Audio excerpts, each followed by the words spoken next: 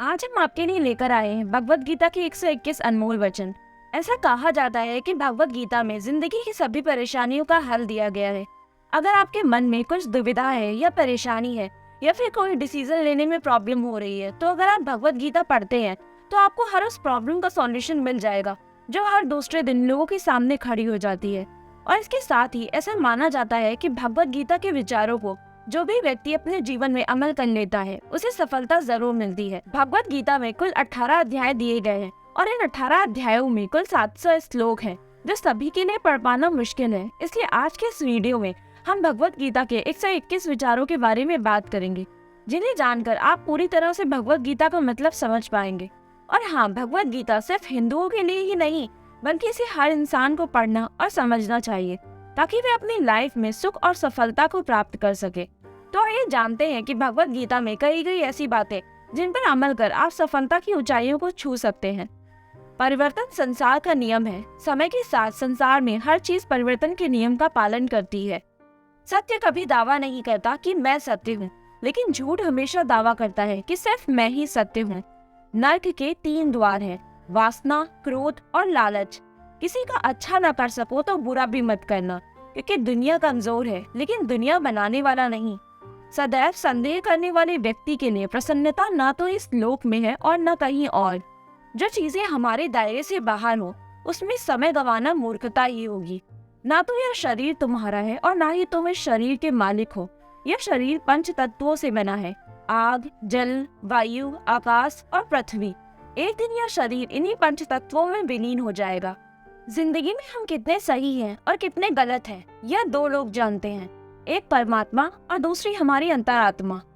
परिवर्तन ही संसार का नियम है। एक पल में हम करोड़ों के मालिक हो जाते हैं और दूसरे ही पल हमें ऐसा लगता है कि हमारे पास कुछ भी नहीं है। क्रोध से भ्रम पैदा होता है और भ्रम से बुद्धि भ्रष्ट होती है, और जब बुद्धि भ्रष्ट होती है तब तर्क नष्ट हो जाता है, और जब तर्क नष्ट हो जाता है तब व्यक्ति का पतन हो जाता है। जैसे अंधेरे में प्रकाश की ज्योति जगमगाती है, ठीक उसी प्रकार से सत्य की चमक भी कभी फीकी नहीं पड़ती। इसलिए व्यक्ति को सदैव सत्य के मार्ग पर चलना चाहिए। मनुष्य जिस रूप में ईश्वर को याद रखता है, ईश्वर भी उसे उसी रूप में दर्शन देते हैं। अपने आप को भगवान के प्रति समर्पित कर दो, यही सबसे बड़ा सहारा है। जो कोई भी इस सहारे को पहचान गया वह डर, चिंता और दुखों से आजाद रहता है। इंद्रियों की दुनिया में कल्पना सुखों की प्रथम शुरुआत है और अंत भी, जो दुखों को जन्म देता है। मन की गतिविधियों, होश, श्वास और भावनाओं के माध्यम से भगवान की शक्ति सदा तुम्हारे साथ है और लगातार तुम्हें बस एक साधन की तरह प्रयोग करके सभी कार्य कर रही है। बुरे काम करने वाले व्यक्ति सबसे नीच व्यक्ति, जो राक्षसी प्रवृत्तियों से जुड़े हुए हैं और जिनकी बुद्धि माया ने हर ली है, वो मेरी पूजा या मुझे पाने का प्रयास नहीं करते। बुद्धिमान को अपनी चेतना को एकजुट करना चाहिए और फल के लिए इच्छा छोड़ देनी चाहिए। सज्जन व्यक्तियों को सदैव अच्छा व्यवहार करना चाहिए, क्योंकि इन्हीं के पद चिन्हों पर सामान्य व्यक्ति अपने रास्ते चुनता है। निर्माण केवल पहले से मौजूद चीजों का प्रक्षेपण है। अपने अनिवार्य कार्य करो, क्योंकि वास्तव में कार्य करना निष्क्रियता से बेहतर है। इस संपूर्ण संसार में कोई भी व्यक्ति महान नहीं जन्मा होता है, बल्कि उसके कर्म उसे महान बनाते हैं। गीता में कहा गया है कि कोई भी व्यक्ति अपने कर्मों से भाग नहीं सकता। कर्म का फल तो भुगतना ही पड़ता है। अपने कर्म का पालन करो, क्योंकि वास्तव में कर्म अकर्म से बेहतर है। सही कर्म वह नहीं है जिसके परिणाम हमेशा सही हो, अपितु सही कर्म वह है जिसके उद्देश्य कभी गलत न हो। इंसान हमेशा अपने भाग्य को कोसता है, यह जानते हुए भी कि भाग्य से ऊंचा उसका कर्म है जो उसके स्वयं के हाथ में है। बिना फल की कामना से किया गया कार्य ही सच्चा कर्म है। ईश्वर चरण में हो समर्पण वही केवल धर्म है। ज्ञानी व्यक्ति ज्ञान और कर्म को एक ही रूप में देखता है। ज्ञानी व्यक्ति को कर्म के प्रतिफल की अपेक्षा कर रहे अज्ञानी व्यक्ति के दिमाग को अस्थिर नहीं करना चाहिए। अप्राकृतिक कर्म बहुत तनाव पैदा करता है। किसी और का काम पूर्णता से करने से कहीं अच्छा है कि अपना काम करे, भले ही उसे अपूर्णता से करना पड़े। अच्छे कर्म करने के बावजूद भी लोग केवल आपकी बुराइयां ही याद रखेंगे, इसलिए लोग क्या कहते हैं इस पर ध्यान मत दो। तुम अपना कर्म करते रहो। कर्म उसे नहीं बांधता जिसने काम का त्याग कर दिया है।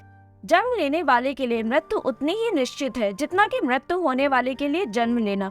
इसलिए जो अपरिहार्य है उस पर शोक मत करो।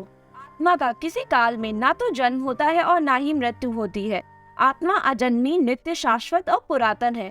शरीर के नाश होने पर भी इसका नाश नहीं होता। जैसे मनुष्य जीर्ण वस्त्रों को त्याग कर दूसरे नए वस्त्रों को धारण करता है, वैसे ही देही जीवात्मा पुराने शरीरों को त्याग कर दूसरे नए शरीरों को प्राप्त होती है। जो आत्मा को मरने वाला और मरा समझता है, वे दोनों ही नहीं जानते कि आत्मा ना तो मरती है और ना ही इसे मारा जा सकता। वह जो मृत्यु के समय मुझे स्मरण करते हुए अपना शरीर त्यागता है, वह मेरे धाम को प्राप्त होता है। इसमें कोई संशय नहीं है। लोग आपके अपमान के बारे में हमेशा बात करेंगे। सम्मानित व्यक्ति के लिए अपमान मृत्यु से बदतर है। वह जो ज्ञान में विश्वास नहीं रखते, मुझे प्राप्त किए बिना जन्म और मृत्यु के चक्र का अनुगमन करते हैं। मैं ऊष्मा देता हूँ, मैं वर्षा करता हूँ और रोकता भी हूँ। मैं अमृत भी हूँ और मृत्यु भी। व्यक्ति जो चाहे वह बन सकता है, यदि वह पूरे विश्वास के साथ इच्छित वस्तु पर लगातार चिंतन करे।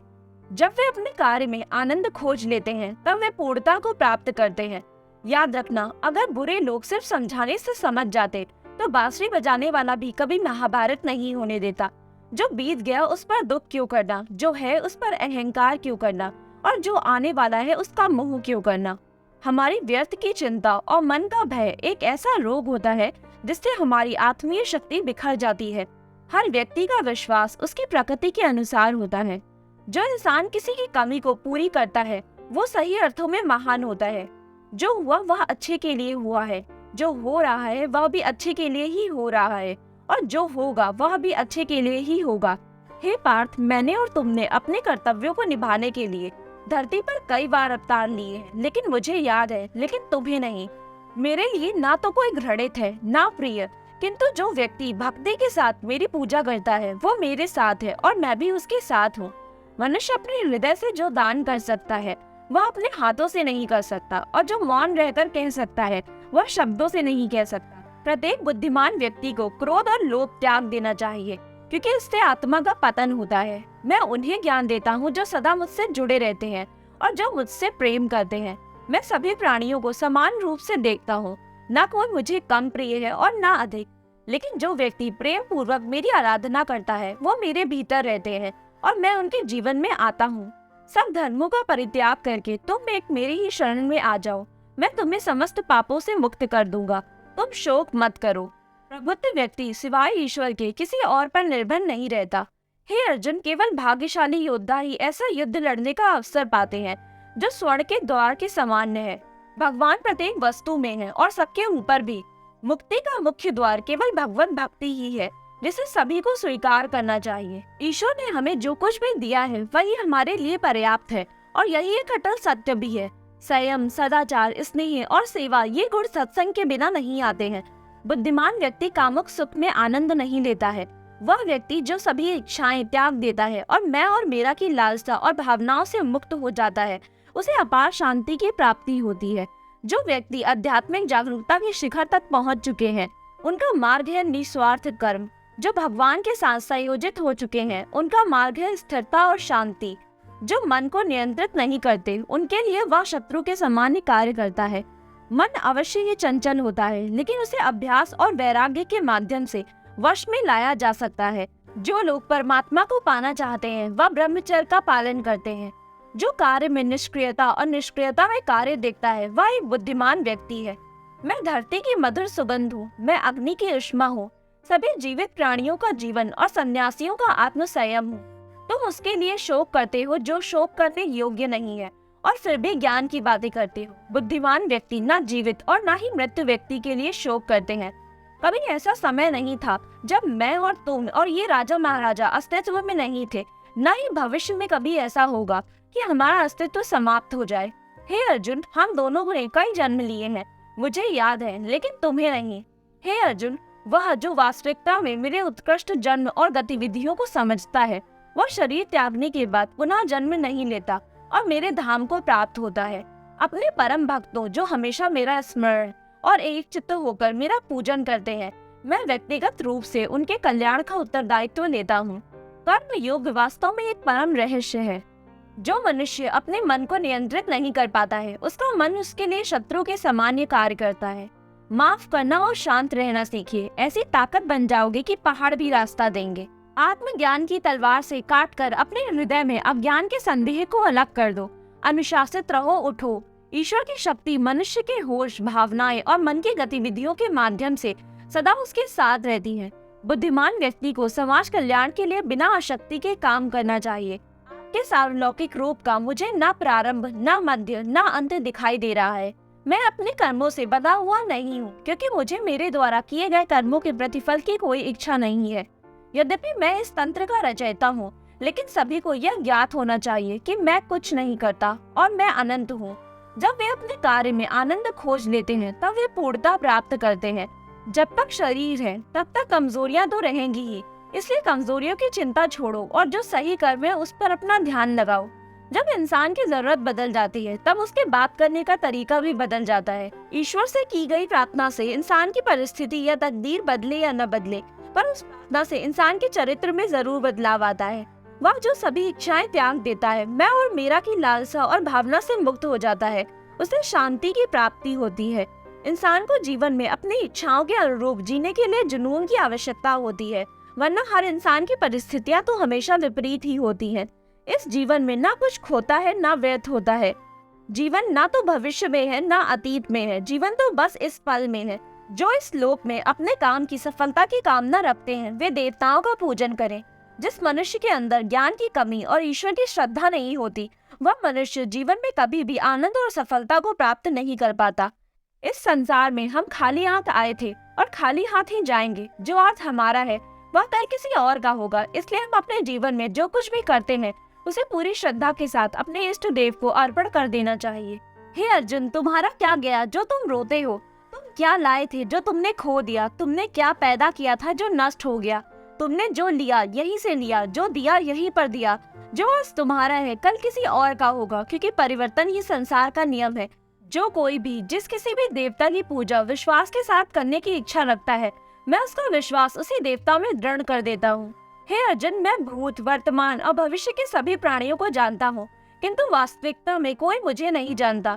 स्वर्ग प्राप्त करने वाले और वहाँ कई वर्षों तक वास करने के पश्चात एक असफल योगी का पुनः एक पवित्र और समृद्ध कुटुंब में जन्म होता है।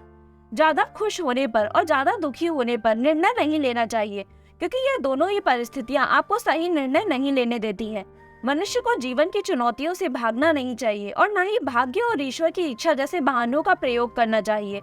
उससे मत डरो जो वास्तविक नहीं है, न कभी था और न कभी होगा। जो वास्तविक है वो हमेशा था और उसे कभी नष्ट नहीं किया जा सकता। जो व्यवहार आपको दूसरों से पसंद न हो, ऐसा व्यवहार आप दूसरों के साथ भी न करें। केवल मन ही किसी का मित्र और शत्रु होता है।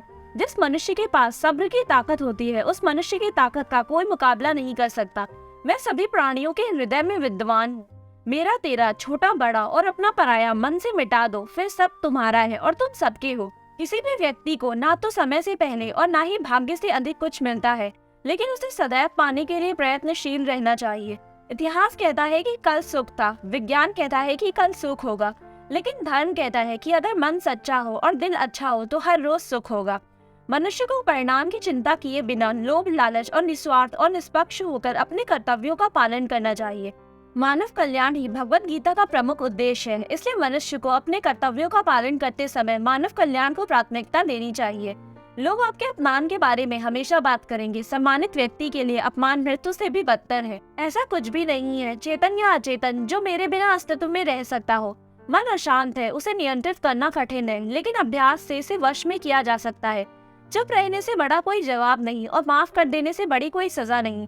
मनुष्य अपने विश्वास से निर्मित होता है। जैसा वो विश्वास करता है वैसा वो बन जाता है। प्रबुद्ध व्यक्ति के लिए गंदगी का ढेर, पत्थर और सोना सभी समान है। जब जब इस धरती पर पाप, अहंकार और अधर्म बढ़ेगा, तब तक उसका विनाश करने के लिए और धर्म की स्थापना करने हेतु मैं अवश्य अवतार लेता रहूंगा। जिस प्रकार से प्राकृतिक मौसम में बदलाव आता है, ठीक उसी प्रकार से जीवन में भी सुख और दुख आता रहता है। वह कभी स्थायी नहीं रहते हैं। मनुष्य इस पृथ्वी पर ज्ञान प्राप्त करने के लिए आया है। जो ज्ञान प्राप्त नहीं कर रहा है वह मृत्यु के समान है। और भी ऐसे बुक से रिलेटेड वीडियोस और बुक समरीज को सुनने के लिए हमारे चैनल को सब्सक्राइब करना ना भूलें।